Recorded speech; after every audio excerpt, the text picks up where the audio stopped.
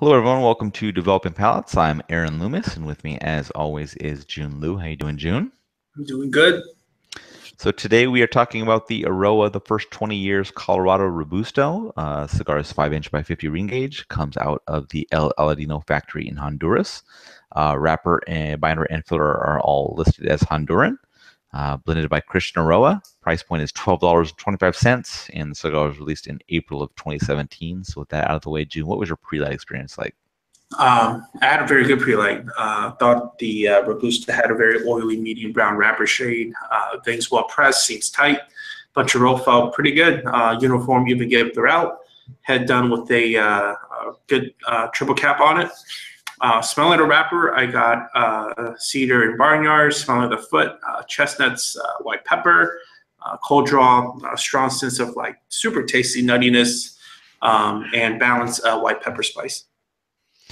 Yeah, to kind of go along with what you were saying, presentation is pretty nice in regards to the band colors and kind of the tissue wrap on the foot.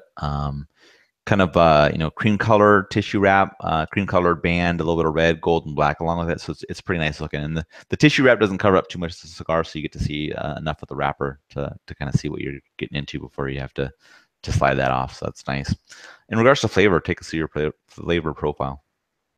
First third flavors, it really coats that whole palate with a really rich roasted nuttiness, very reminiscent of the pre-light experience. And I got some white pepper coming through as well. Retroing the cigar, deeper mouth draw flavors of a very robust roasted nuttiness, white pepper finish, very long lasting white pepper, namely on that rear palate, and some earthy minerals started coming through. Strength, for me, it's surprisingly, I wasn't expecting any sort of a strength in the cigar for some reason. It's probably one of those things where like I look at the wrapper, I'm like, oh, it's a lighter, ish wrapper, no big deal. But the strength kicked in, medium to medium full, just an inch in, body at a consistent medium.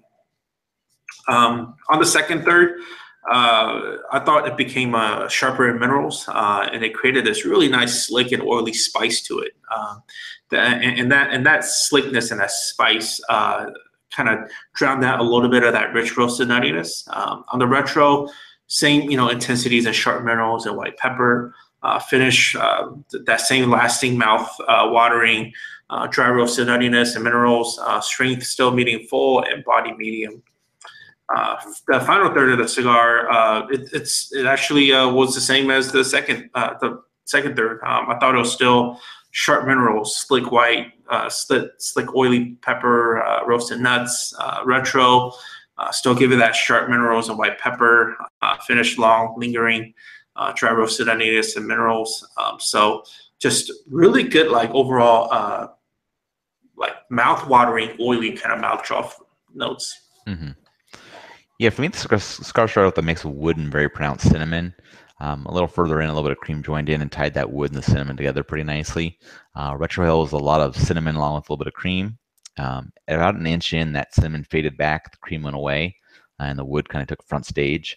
As the third was coming to a close, that wood remained up front while the cinnamon was in the background, and strength was just slightly above medium. Getting into the second third, the wood was more defined as cedar, kind of still up front with the cinnamon in the background. Quarter inch in, some cream joined the profile again, and cinnamon morphed into kind of more of a general baking spice note, which was kind of creating a really nice combination of flavors at that point. Retrohale was carrying a very similar profile with the mix of the wood, spice, and a little bit of cream. As the third was continuing on, that mix of flavors became a little bit fuller, and the strength remained at that slightly above medium mark. Getting to the final third, cream has left the profile. Cedar was up front, baking spice kind of trailing slightly behind it. A little further in, the baking spice drops back a little bit while the cedar remains up front. And then at 3/4 of an inch in, that cigar began to heat up, and a little bit of mintiness joined in with the cedar. Heat died down as the cigar was kind of finishing out. The cedar was kind of the lone note there, and the strength remained at that slightly above medium mark. In regards to construction for burn and draw, what was your experience like?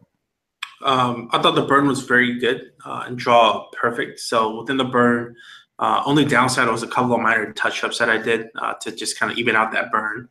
Other than that, really good ash retention, slow, cool burn on the draw. Absolutely perfect. It was really, really well bunch and rolled cigar. Yeah, the burn was just slightly wavy, but it never needed any attention. And ash held on in near 2 inch increments. There was a point, and you kind of see it in my final third picture, where the ash was just, I don't know, maybe 2.5 inches long, and it just didn't want to fall off, and it would just so I left it on until it was ready to go. So that was pretty cool. In regards to draw, perfect, man. Right amount of resistance that I like. I have no complaints in regards to the draw on the cigar. So what were your overall thoughts? I thought it was a really well blended cigar. It's fairly young for my for my liking, and but it still showed a lot of big, robust kind of flavors. Going back to that slick and mouth-watering profile that it gave off.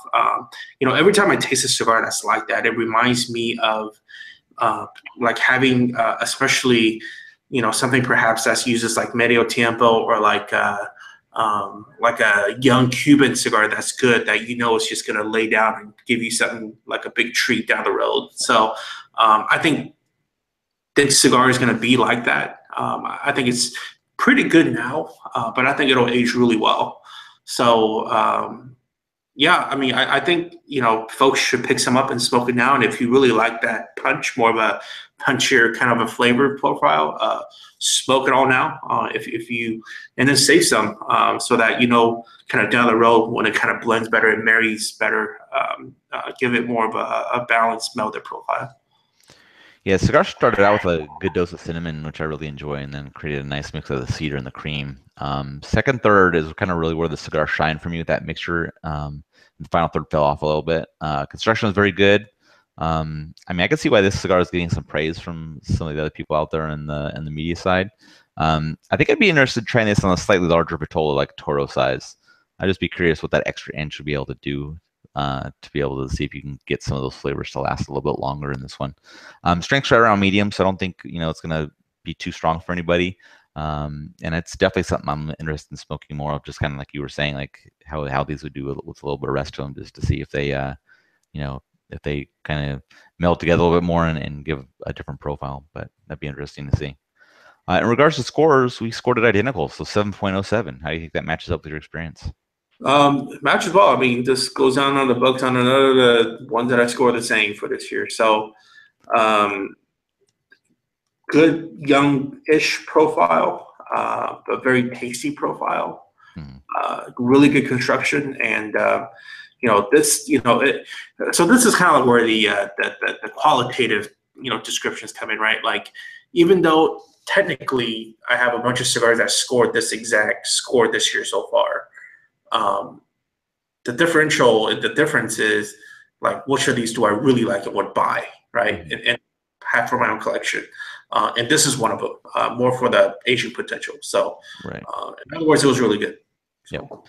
Yeah, I'd agree. I mean, we scored the flavor profiles a little bit different just in the levels, but in the end it equaled out. And then construction wise, overall it was the same. So, yeah, I think this is a good cigar, and it's definitely something I'm interested in smoking more of. And I think definitely people should check it out. Now, I want to say that Eiroa doesn't get a lot of buzz out there, so maybe kind of flies under the radar a little bit. But I think it's definitely something that people should check out.